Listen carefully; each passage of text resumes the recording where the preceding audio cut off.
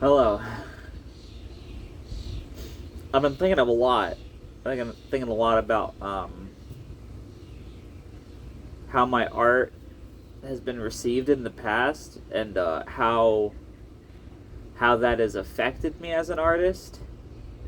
Because a lot of people don't like to admit it, but you know that kind of stuff really does affect people. It really does make people think about their art in a very different way. Um,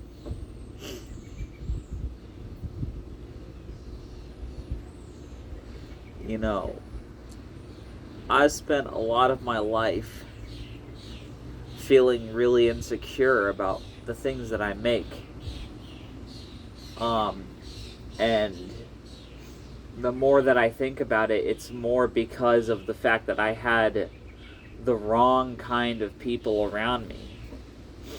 I was friends with artists, but these friends that I did have in the past, they were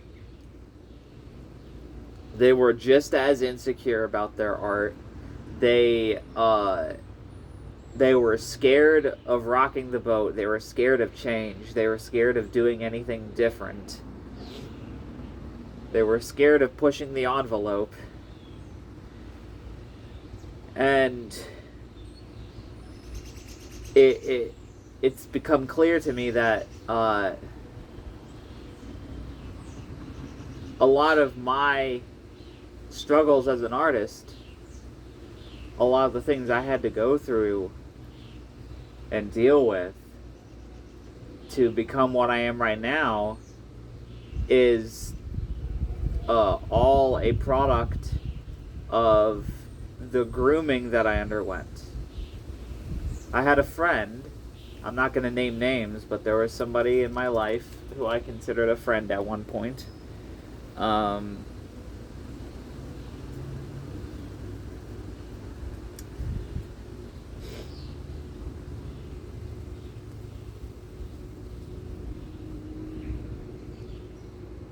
we'll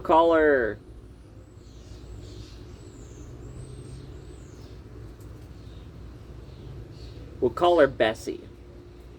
Bessie uh, was a 30-year-old woman. And keep in mind, uh,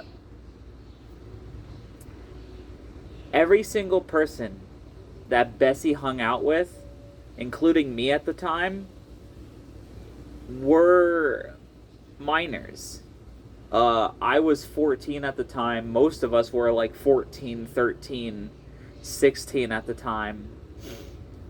Not one person in the server that I went to was a fully was an adult except for Bessie. And I cannot tell you why I didn't think that was a red flag.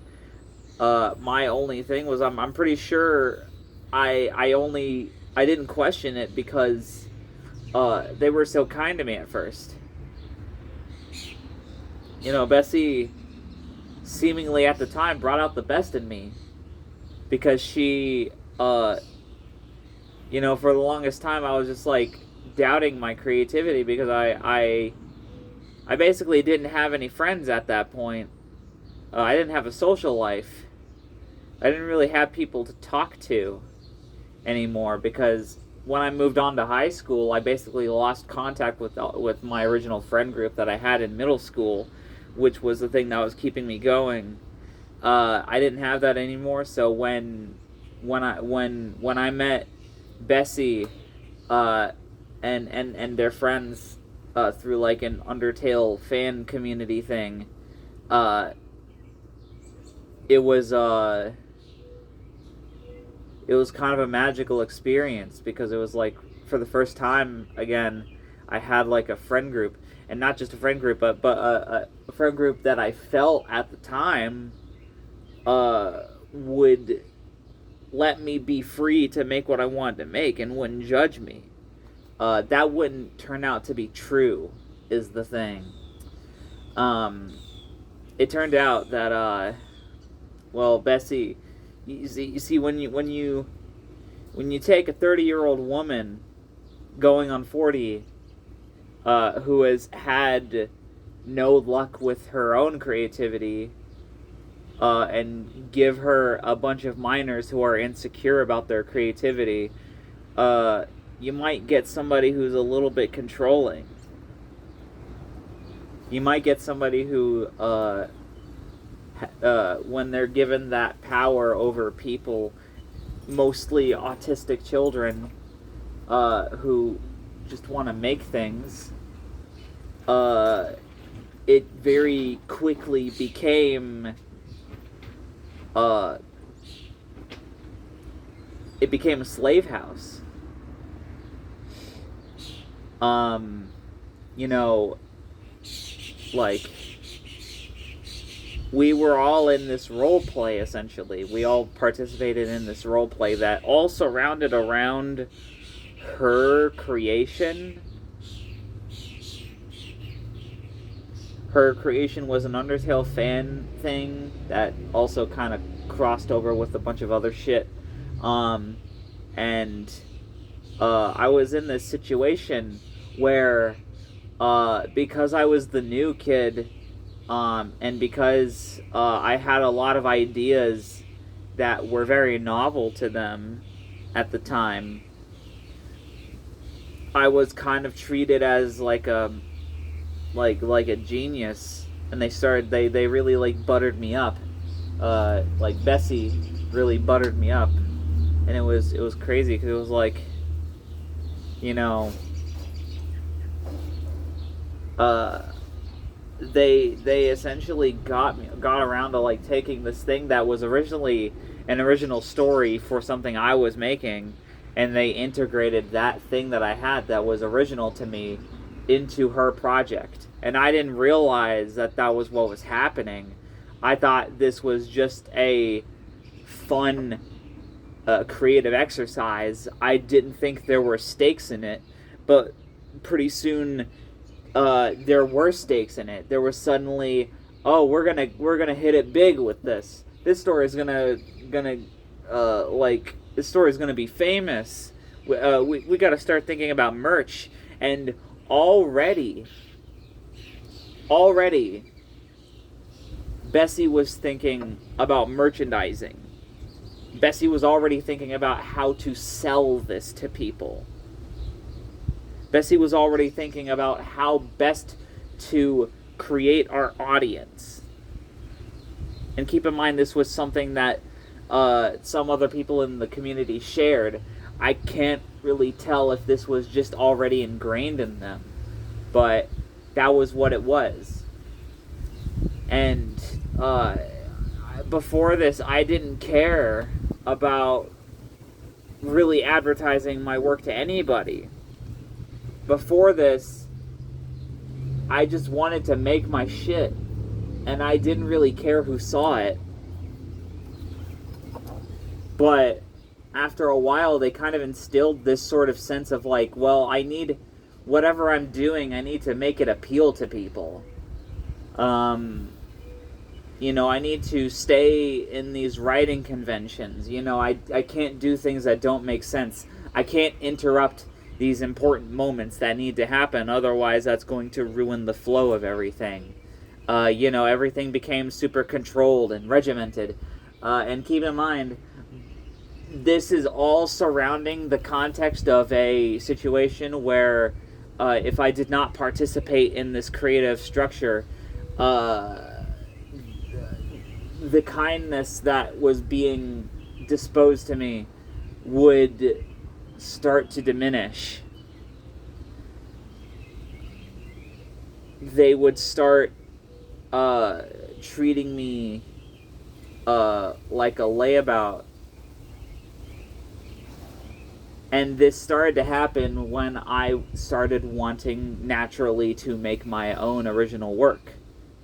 When I started making Power Lunch, you know, other people in the server were kind of sold on it because, you know, weird core stuff was trending at the time. And my experimental style was, most people didn't really get it, per se. They didn't get it. But, people seemed to like it in a abstract, normie-ish way. Except for Bessie.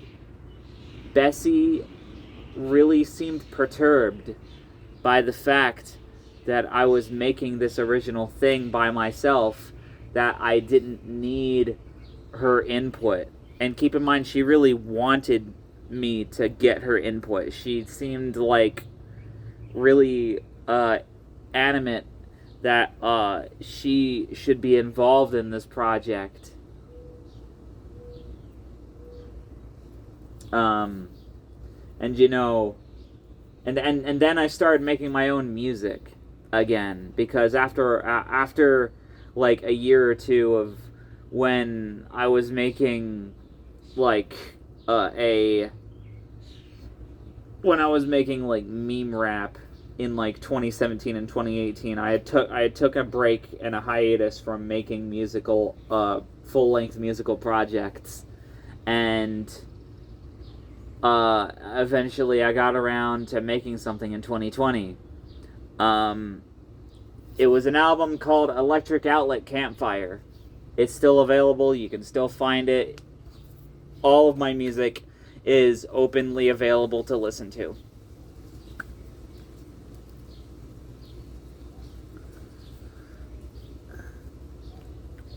Nobody really liked my musical projects because inherently I was an outsider artist performing with very limited tools and using those limited tools to make art that was not necessarily very coherent in their sense.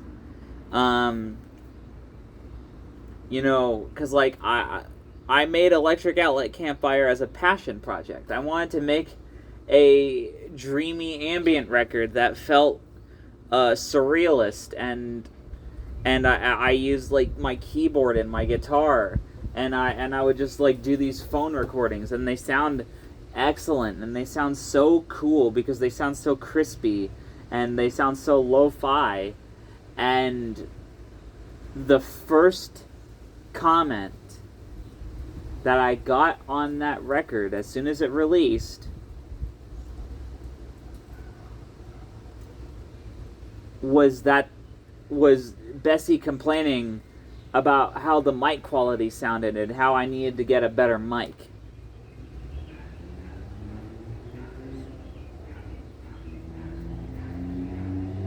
Every time I would try to make something true to myself,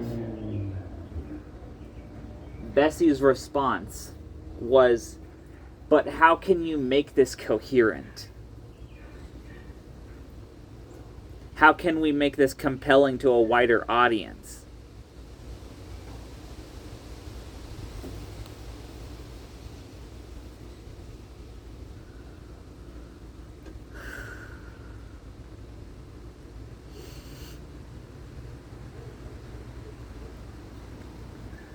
I remember for the first while when I started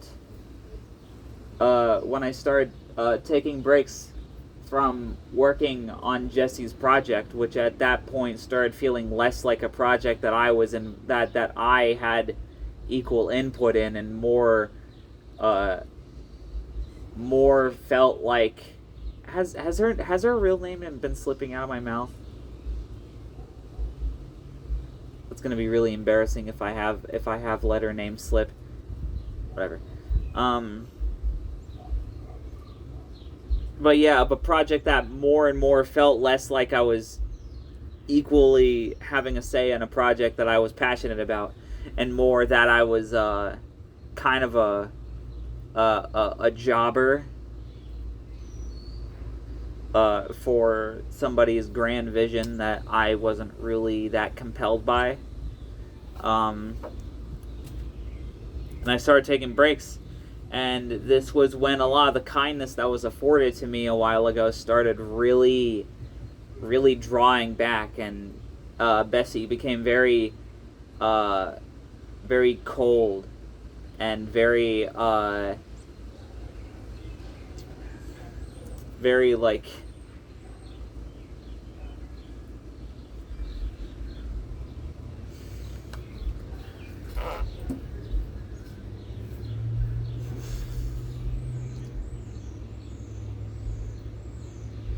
and when I thought about this further, it's like why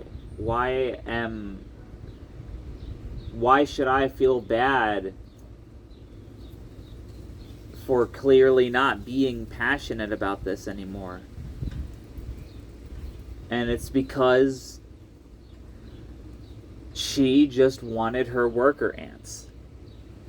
You know, the server structure was that of like a family. It was like a family. She was the mom and we were the kids. And Jesus fucking Christ. And I mean, I should have fucking figured that something was wrong given how many people were leaving bit by bit. You know, like, because if you were not helpful in the project, you were kind of just treated like a runt, you know? You were kind of treated like the runt of the family, and you were just, like, not treated nice. You were not treated very well. It was a very abusive situation. And it caused me to be very competitive with people that I were supposed to be my equals. You know, because it was like it was a game. It was a game for attention and a game for love and respect from somebody who, like, we were made to consider as like a parental figure.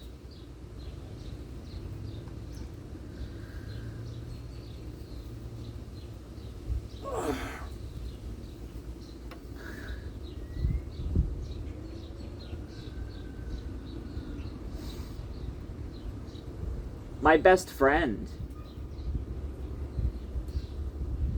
one of my best friends, I had two in that server. I had one who was at the time my partner, and nobody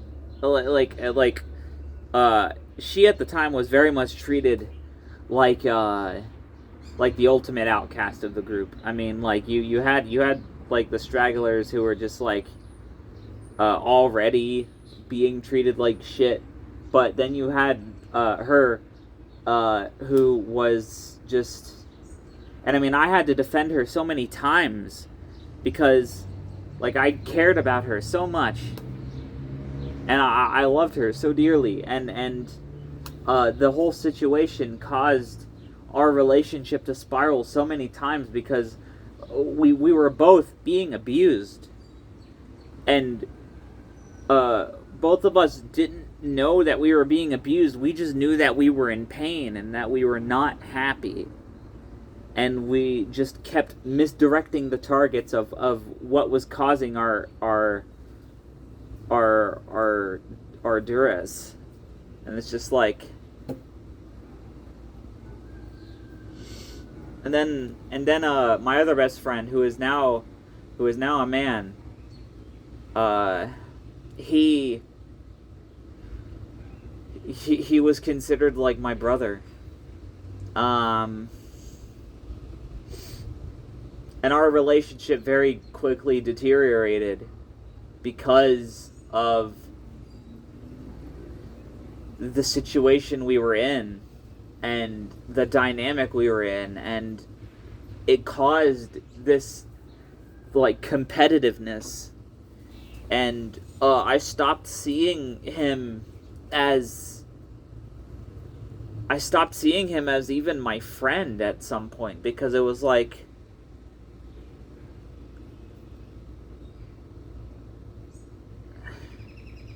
and then after that,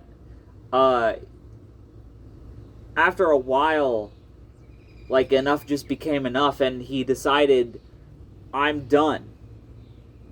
And he made this a very public thing in the server. He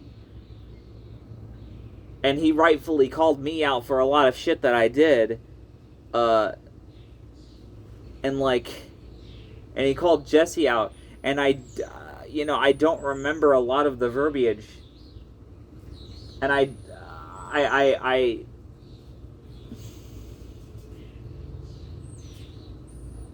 just, if you're seeing this ever, I'm sorry. I'm sorry for all of it. I'm sorry for the years of abuse. I'm sorry for treating you not as a friend, but as a competitor.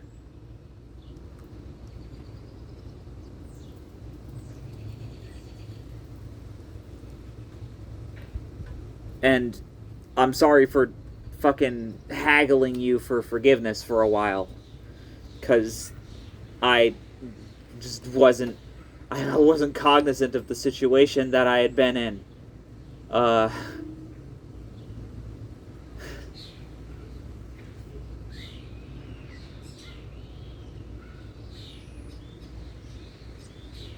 And I hope you're doing well.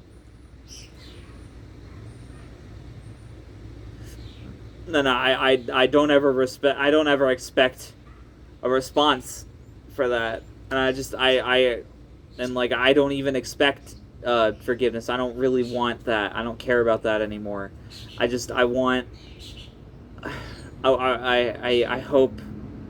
hope you're doing okay. And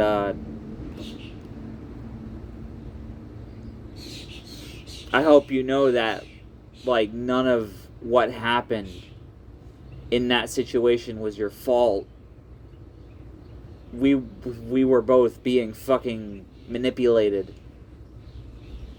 And you saw that. You saw that, and that's why you left.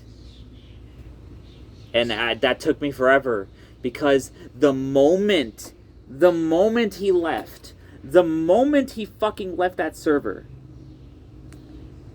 Bessie fucking was like, oh, all the reasons that you are hurting, it's his fault. It's his fault. He left, and the moment he left, Bessie just started getting outright conspiratorial about the extent of all of the shit that he supposedly did. And he convinced me. I mean, she convinced me that my best friend hated all of us and wanted us and wanted the worst of us. And that sold me for a while. And then I realized that the problem that I expected to go away after he left, because apparently he was the problem, not her. All of the feelings that I expected to go away after that did not go away.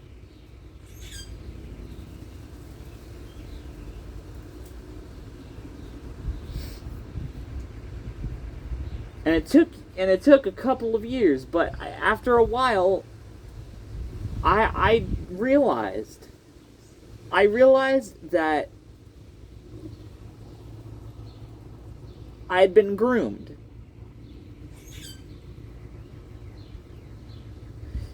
That I'd been used for the better part of 6 years. 6 whole years of my life.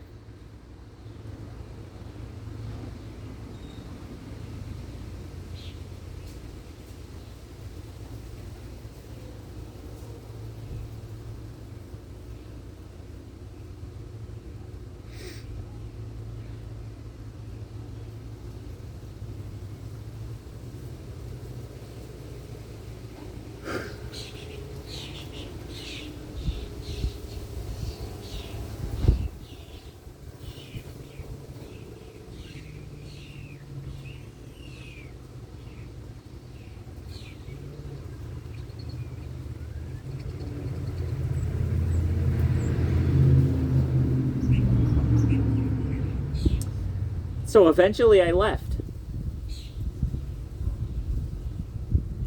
And by that point, Bessie had already started getting some other friends. Some of them were also underage. I mean, by this point that I left, I was already an adult. So, and when I left, it seemed like she didn't really even care, because by that point I had not contributed a damn thing to her shitty fucking project.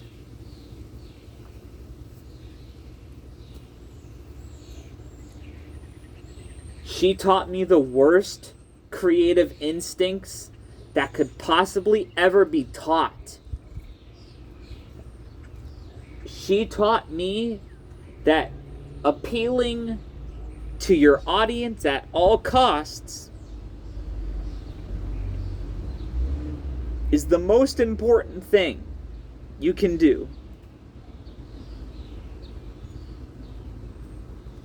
She taught me that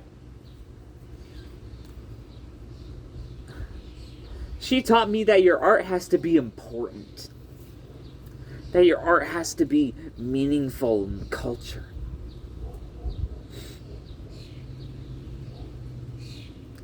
And you have to trust all of this because she took creative writing. So she's smart. But you're not. You're not smart.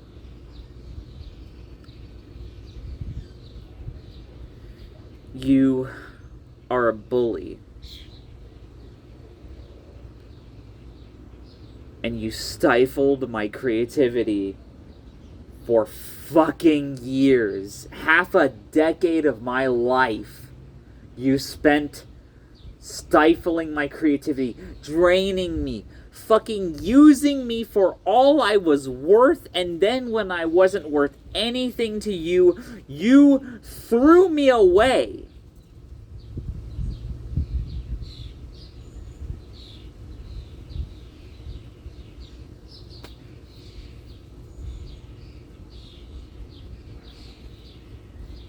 Because there's nothing else to you. Is there?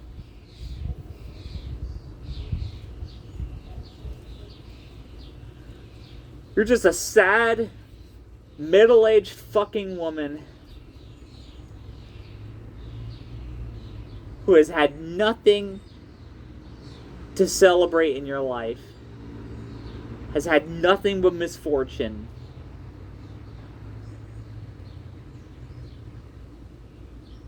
And you've just given up on any pleasures that aren't material.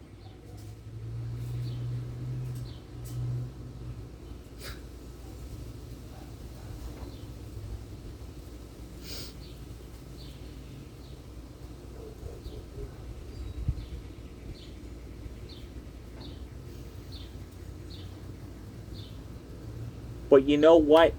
You will be forgotten. That's the thing. Nobody's gonna fucking remember you. People are gonna remember me. You know why? Because I actually have an impact on people. Because I'm not scared to be outside of the box. Because I'm not scared to have thoughts that will make me unpopular. You're going to be forgotten because nobody will ever remember a damn thing you said. I can't even remember a damn thing you said. Because all of your lessons were fucking useless to me.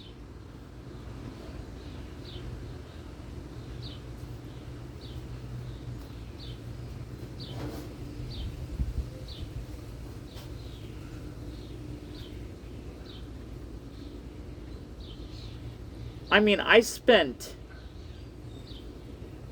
3 whole years struggling to make anything. That's what your lessons brought me. being creatively crippled for 3 years. But you know what fucking fixed all of that? I found people who were the opposite of you, Bessie. And no, fuck that. You know what? I probably already said your fucking name by now. Jesse. Bessie wasn't even a fucking good disguise for your name anyway. I fixed my problem without you. Because I found people who are the opposite of you. I found people who don't give a shit about, like, their audiences. These people are fucking insane. And they taught me to be insane too. So if being true to myself makes me a fucking psychopath to you, then by God, put me in the fucking institution.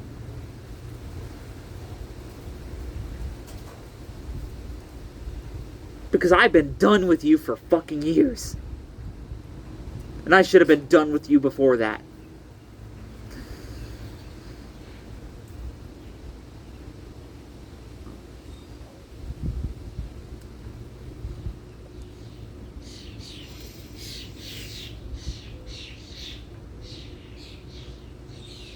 So if you have some little fucking creep in your ear telling you what to do, trying to tell you that your ideas are too fucking weird for people, that you need to tone it down,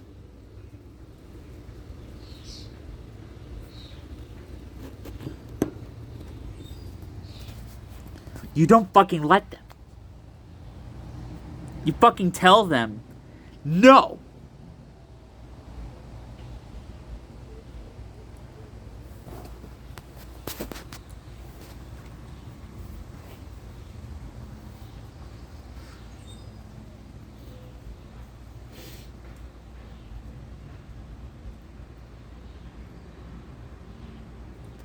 This is like, I mean, my first album.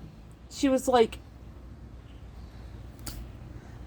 it sounds too rough. You need a better mic. It sounds like shit. And she never stopped to consider. Not once did she consider that I liked it like that. That I liked how it sounded. She never would have considered that because she wants her art to be groomed. She wants her art to be fucking nice and clean and polished and perfect for consumption, because that's all she is. That's all you are, Jesse, is a consumer. That's all you will ever be. That's all you have ever been since you left Mel. You know, Mel probably left you because you're a controlling bitch.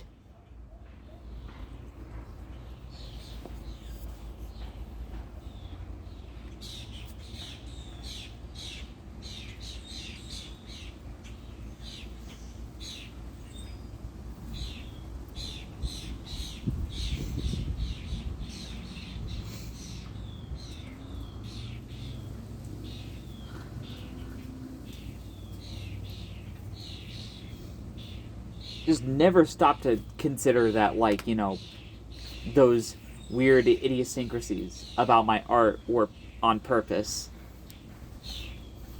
Never stopped to consider that these things that I did were on purpose and not a manner of me acting at a fault or just not knowing how to do things.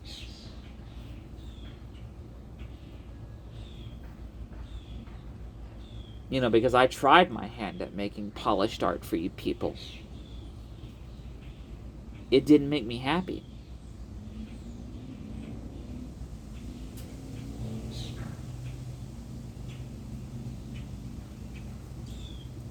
And I would rather make shitty art that no one else wants to see except for like a few people and be happy doing that than have all the people fucking praising me for art that has not made me feel anything.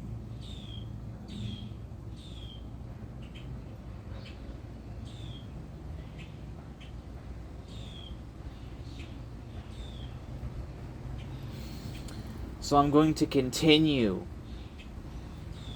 to make things that don't appeal to the lowest common denominator. You know? It's as simple as that. I don't have to appeal to these people because half of these people are fucking brainwashed. They fucking sit all day and watch television and watch the same old news stations that are constantly feeding them the same fucking lies. And they believe it. They believe every fucking word.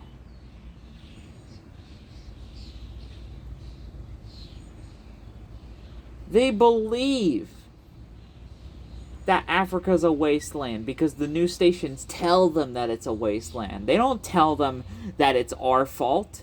They don't tell them that capitalism was jump-started by raping the African continent and stealing all its worth. They don't tell you that.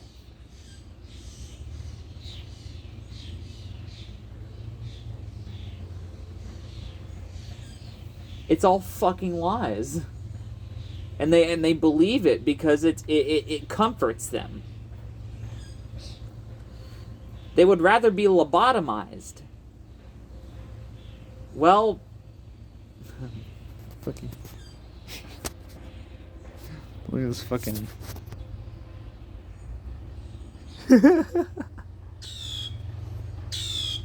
Hey buddy. What's up? What's up, little bro?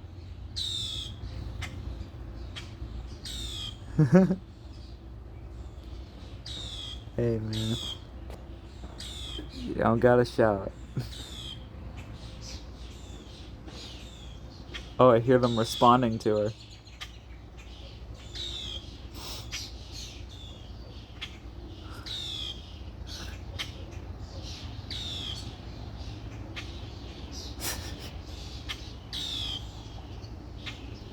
Alright.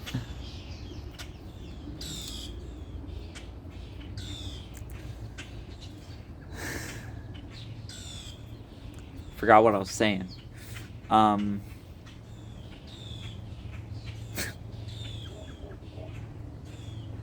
See, there goes my bad mood. Fucking saw a blackbird fucking chilling at my fucking water fountain, and yeah, I mean that's just it though. You gotta stop worrying about all the fucking discourse. Stop worrying about everyone telling you that what you're doing is bad or what like, you know, fucking like apparently making bad art is bad for the culture or just whatever.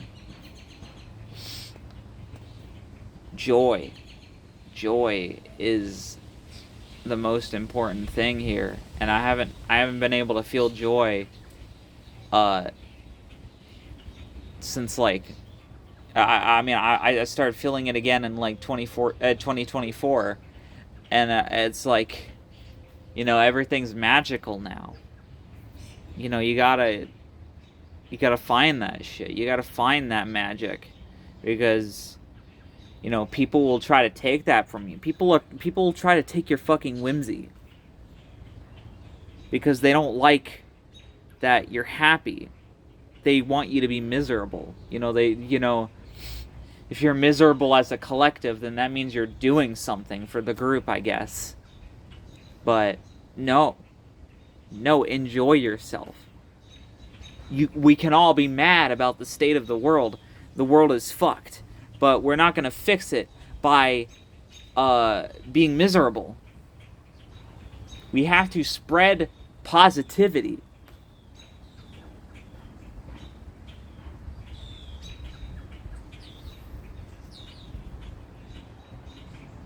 That's so fucking important.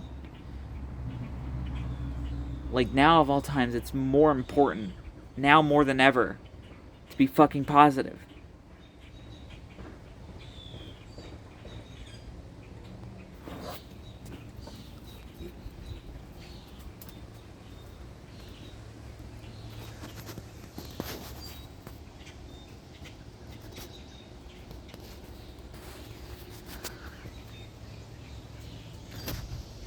mean, it's fucking beautiful out here.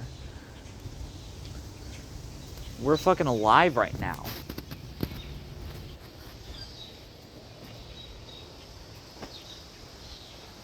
You gotta make the most of it because, you know, I'm gonna be dead someday. You're gonna be dead someday. But even then, it's like, it doesn't matter because it's like from one body to the next. People don't think that way, but, you know, it's true, you know. People have memories of their past lives because that's how it works.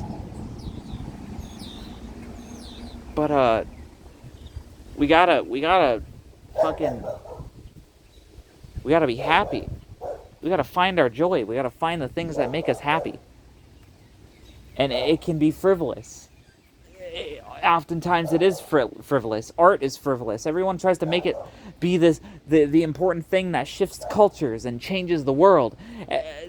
There's just this insane liberal fantasy that art can save the world, but that's not how it works. Art is a toy. Art is playing with toys. You're playing with action figures. Stop trying to make it more than that.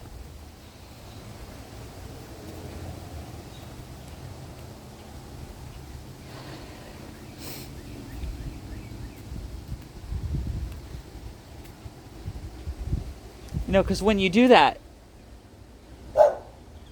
you kill it. You kill the art. It's dead.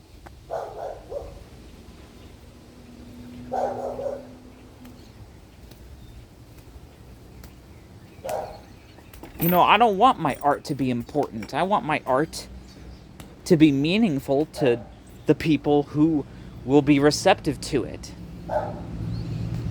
I want the people who are like me to like my art. And that's pretty much about it. For the most part, I make my art for myself. And that means making art for people who are like me. In the particular niche of, you know, trans girls who don't feel like they fit in the current climate of like left versus right divide and all this shit. You know, like I fucking, because at this point it's all just liberalism. You're either a liberal or a fascist at this point if you're claiming a left or right thing.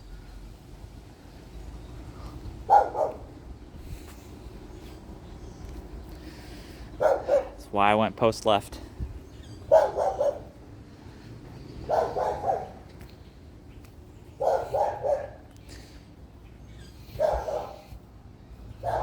I like being alive. I like being out here. I like taking in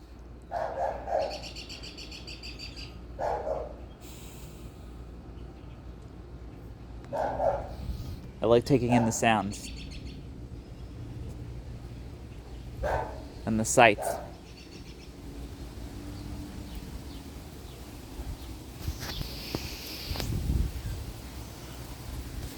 I like hanging out with my doggy. Hi, doggy. Hi. How you doing? How you doing? You doing okay?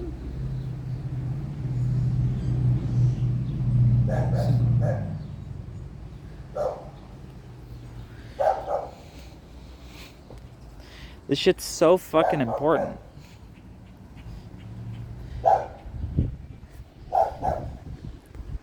We gotta be happy. We gotta find joy. Because if we don't, we're just gonna be fucking miserable gray consumers that don't have any way with anything. You know, it's so I feel like I'm repeating myself, so I might just call it now, but you know, I hope this conversation was meaningful to somebody. I hope this wasn't just whatever. You see, that's still the Caught myself there. Caught myself trying to fucking...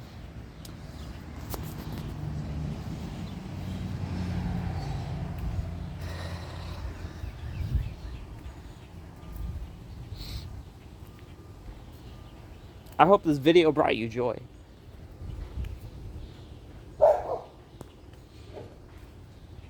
And I'm gonna continue making shit because it's fun. And because I like being alive. And I like experiencing all the things that the world has to offer to me. Because for the longest time, I was numb to so much of it.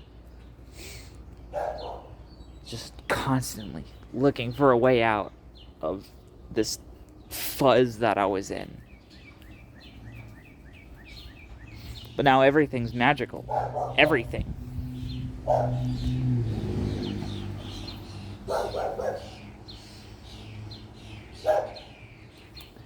Thank you. Peace.